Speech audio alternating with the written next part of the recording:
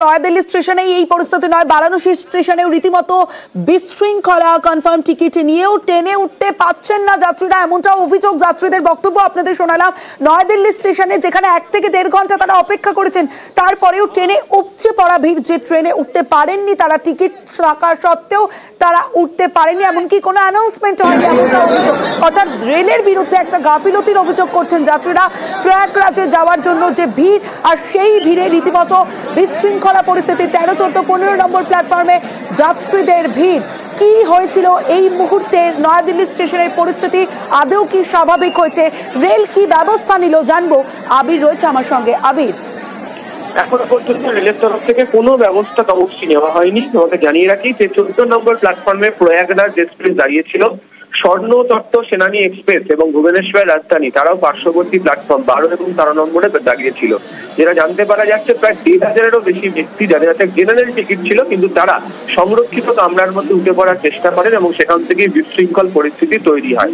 গত কয়েকদিন ধরেই বিভিন্ন জায়গা, বিভিন্ন স্টেশনগুলি থেকে, মূলত হচ্ছে যারা কুম্ভ স্নানের জন্য যাচ্ছেন সেই সমস্ত নিকটবর্তী স্টেশনগুলো থেকে অভিযোগ আসতে শুরু করে। এই সমস্ত স্টেশনগুলি থেকে যাদের যাত্রীদের হাতে সংরক্ষিত টিকিট রয়েছেন তারা সংরক্ষিত কামরাতে উঠতে পারছেন না, যাদের হাতে জেনারেল কামরার টিকিট রয়েছে, সাধারণ টিকিট রয়েছে, তারা সংরক্ষিত কামরাতে উঠে পড়ছেন। এমনকি এসি 2 টায়ার বা ফার্স্ট ক্লাস কামরাতে তারা উঠে পড়েছেন। তার জেরে পরিস্থিতি বিকল হতে শুরু করে। আজকে দিল্লি স্টেশনে একই রকমের পরিস্থিতি তৈরি হয় এবং তার জেরেই হুড়োহুড়ি পড়ে যায়, বিশৃঙ্খল পরিস্থিতি তৈরি হয় এবং তাতেই একাধিক যাত্রী তারা অসুস্থ হয়ে পড়েন। এখনো পর্যন্ত যে খবর, প্রায় 26 জনের বেশি যাত্রী তারা অসুস্থ হয়ে পড়েছেন। তার মধ্যে একাধিক মহিলা এবং শিশু রয়েছে, তাদেরকে নিকটবর্তী হাসপাতালে নিয়ে যাওয়া হয়েছে। একই রকম পরিস্থিতি বেনারস স্টেশনে তৈরি হয়েছে, তার কারণ বহু যাত্রী যারা রয়েছেন তারা বেনারস স্টেশনে অপেক্ষা করছিলেন। তাদের হাতে সংরক্ষিত কামরার টিকিট ছিল, কিন্তু একের পর এক ট্রেন বেরিয়ে গিয়েছে। সেখানে সংরক্ষিত কামরার মধ্যে যাদের হাতে জেনারেল কামরার টিকিট রয়েছে, এসি 2 টায়ার, এসি 3 টায়ার, সেখানে তারা উঠে বসে রয়েছেন। কোনোভাবেই বাকি যাত্রীরা উঠতে পারছেন না। যে পরিস্থিতি তৈরি হয়ে রয়েছে সেই পরিস্থিতি অত্যন্ত খারাপ এবং এই পরিস্থিতির জেরে যে কি করে রেলের তরফ থেকে গোটা পরিস্থিতিকে নিয়ন্ত্রণ করা হবে তা এখনো পর্যন্ত জানতে পারা যাচ্ছে না। যে এখনো পর্যন্ত যদিও রেলের তরফ থেকে গোটা বিষয়টিকে এড়িয়ে যাওয়ার চেষ্টা করা হলেও কিছুক্ষণ আগে যেটা জানতে পারা যাচ্ছে, দিল্লি পুলিশকে গোটা বিষয়টি সম্পর্কে রেলের তরফ থেকে জানানো হয়েছে এবং হচ্ছে দিল্লি পুলিশের একটি স্পেশাল টিম তারা সেখানে যাচ্ছে। অশ্বিনী বৈষ্ণব রেলমন্ত্রী তিনিও যাচ্ছেন নিউ দিল্লি স্টেশনের দিকে এবং দিল্লি পুলিশ এবং আরপিএফ এর একটি বিশেষ দল তারা সেখানে পৌঁছচ্ছে। যাদেরকে হাসপাতালে নিয়ে যাওয়া হয়েছে তাদের অবস্থা অত্যন্ত খারাপ।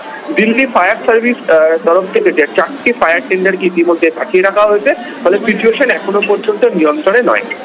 আবির, আরো একবার জানতে চাইবো, তুমি যেমনটা আপডেট বলছিলে যে কতজন এখনো পর্যন্ত আহত হয়েছেন, কারণ যে ছবি আমরা দেখতে পাচ্ছি যে একদিকে প্রচুর মানুষের ভিড়, মহিলা রয়েছেন এবং কি শিশুরাও রয়েছে, কারণ অনেকেই পরিবার নিয়ে কুম্ভে যাচ্ছেন পুণ্য স্নান করতে, আর সেই সময় এইরকম বিশৃঙ্খলা।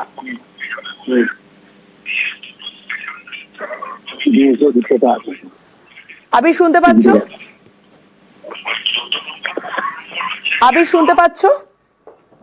আমরা আবিরের সঙ্গে অবশ্যই কথা বলবো। নয়াদিল্লি স্টেশনে তুমুল হুড়োহুড়ি, 13, 14, 15 নম্বর প্ল্যাটফর্মে রীতিমতো বিশৃঙ্খলা পরিস্থিতি, যাত্রীদের ভিড়।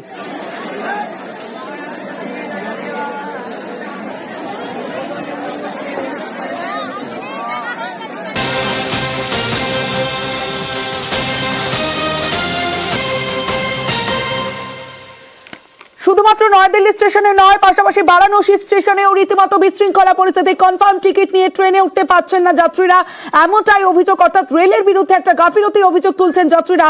আমার সঙ্গে এই মুহূর্তে বারাণসী থেকে একজন পুণ্যার্থী রয়েছেন, দীপক ঘোষাল। দীপক বাবু, নিউজ 18 বাংলা থেকে আপনার সঙ্গে কথা বলছি আমি, এবং প্রথমেই জানতে চাইবো ঠিক কি পরিস্থিতি এই মুহূর্তে সেখানে। হ্যালো, হ্যাঁ শুনতে পাচ্ছেন দীপক বাবু? হ্যাঁ হ্যাঁ হ্যাঁ আমি শুনতে পাচ্ছি। মানে কি বলবো, আমাদের ট্রেনের টিকিটের রিজার্ভেশন ছিল আর আমরা মোটামুটি 30 জন এসছি, হ্যাঁ, প্রয়াগ দর্শন করতে, বেনারস দর্শন করতে। কিন্তু আমাদের এমনই অবস্থা, আমরা আমাদের রিজার্ভেশন সিটে আমরা বসতে পারিনি, উঠতেই পারিনি এবং তারা দৌড়াদৌড়ি করে বাইরেকার সমস্ত প্লেন টিকিট নিয়ে তারা আমাদের রিজার্ভেশন বগিতে উঠে গেছে। আর আমরা কোনো রকম আমরা পুলিশের সাহায্য নিতে চেয়েছিলাম, সিআরপি আরপিএফ তারা বলতে চাইছে যে আমরা কিছু করতে পারবো না, আপনারা কেন উঠতে পারেননি সেই শোনো উত্তর আমরা দিতে পারবো না। কিভাবে পৌঁছলেন, কতটা কষ্টের মধ্যে দিয়ে পৌঁছলেন? কারণ আপনাদের রিজার্ভেশন টিকিট ছিল, তারপরেও আপনারা বসার জায়গা পাননি বলছেন। হ্যাঁ, না আমাদের টিকিট থাকতেও আমরা কিন্তু পেলাম না। আমার খুব আশ্চর্য লাগলো, আমার সামনে দিয়ে ট্রেনটা চলে গেল, কিন্তু আমরা অপারগ। এবং আমি এখানে সমস্ত বয়স্ক, মানে আমার মা, আমার শাশুড়ি, আমার মাসি, সব বয়স্ক লোককে নিয়ে আমরা এই স্টেশনে বসে আছি, দিন গুনছি যে কি করে আমরা বাড়ি ফিরবো। ফেরার কথা কি আপনাদের কি ফেরার আজই ছিল? হ্যাঁ, আজকেই ফেরার টিকিট ছিল আমাদের। তারপরেও আপনারা ট্রেনে উঠতে পারেননি, এতটাই ভিড়? হ্যাঁ, এতটাই ভিড়, আমরা ট্রেনে উঠতে পারিনি। তো এখন আপনি বলছিলেন অনেক বয়স্ক মহিলা রয়েছে, আপনার মা, মাসি সবাই রয়েছে, তারা এখন কোথায় রয়েছেন? মানে আপনারা এখন কোথায় রয়েছেন? আমরা এখন স্টেশনের মধ্যেতেই আছি। তো রেলের তরফ থেকে কি কোনো কিছু বলা হয়েছে যে কোনো ট্রেনের ব্যবস্থা করা হচ্ছে বা অন্য কোনো ট্রেনে আপনাদের টিকিটের ব্যবস্থা করে দেওয়া হবে? না না না না, এটা কোনো রকম তারা ব্যবস্থা করছে না, মানে কিছুই তারা উত্তর দিতে পারছে না। বলে এটা হবে, চলবে, এটা এইভাবেই চলবে। কি করবেন তাহলে এখন? আমরা তো সেই জন্য আউটাস হয়ে যাচ্ছি যে আমরা এখন কি করব। বিভিন্ন রকম বাসের ফেরার জন্য করছি, বাসও পাচ্ছি না, রাস্তা পুরো জ্যাম, বেনারস থেকে গয়া অব্দি পুরো জ্যাম, রাস্তা পুরো জ্যাম, 17-18 ঘন্টা জ্যামের সব গাড়ি ফেসে আছে। আমরা তো পুরো একটা মানে বিভ্রান্তির মধ্যে রয়েছি। বুঝতে পারছি বারাণসী স্টেশনেও আপনারা আটকে রয়েছেন, তবে সাবধানে আপনি আপনার পরিবারকে নিয়ে ফিরুন এবং নিশ্চয়ই রেলের তরফ থেকে অন্য কোনো ট্রেনের ব্যবস্থা করা হবে। আপনারা সাবধানে থাকুন, সাবধানে ফিরুন, এটাই আমরা চাইবো। আমরা একজন যাত্রীর সঙ্গে কথা বলছিলাম, পুণ্যার্থীর সঙ্গে কথা বলছিলাম, যিনি প্রয়াগরাজে অর্থাৎ কুম্ভে স্নান করতে গেছেন, পুণ্য স্নান করতে গিয়েছিলেন মহাকুম্ভে, আর সেখান থেকে ফেরার কথা ছিল আজই, তার রিজার্ভেশন টিকিট ছিল, কিন্তু তারপরেও তিনি ট্রেনে উঠতে পারেননি। তার চোখের সামনে দিয়ে স্টেশন থেকে ট্রেন বেরিয়ে গেল, এমনটা অভিযোগ করলেন। এবং যখন তিনি জিআরপির সঙ্গে, আরপিএফ এর সঙ্গে যোগাযোগ করছেন, তখন তারা বলছেন তারা কিছুই করতে পারবেন না। এখন সব পরিবারে তার মাসি, তার মাকে নিয়ে তারা স্টেশনেই বসে আছেন, কারণ তারা কি করবেন বুঝতে পারছেন না। প্রয়াগরাজের যে রাস্তা, সেই রাস্তা জ্যাম, 17-18 ঘন্টা তারা ওখানে আটকে ছিলেন। তারপর যখন ট্রেন ধরতে এলেন, ট্রেনে ঠিক এই রকম বিশৃঙ্খলা পরিস্থিতি, যেখানে ট্রেন না পেয়ে পরিবার নিয়ে এখন খোলা আকাশের নিচে স্টেশনেই অপেক্ষা করছেন। তারা জানেন না তারা কি করে ফিরবেন, তাদের টিকিট থাকা সত্ত্বেও ফিরতে পারছেন না। এমনই একজন পুণ্যার্থী, এমনই একজন যাত্রীর সঙ্গে আমরা কথা বলছিলাম।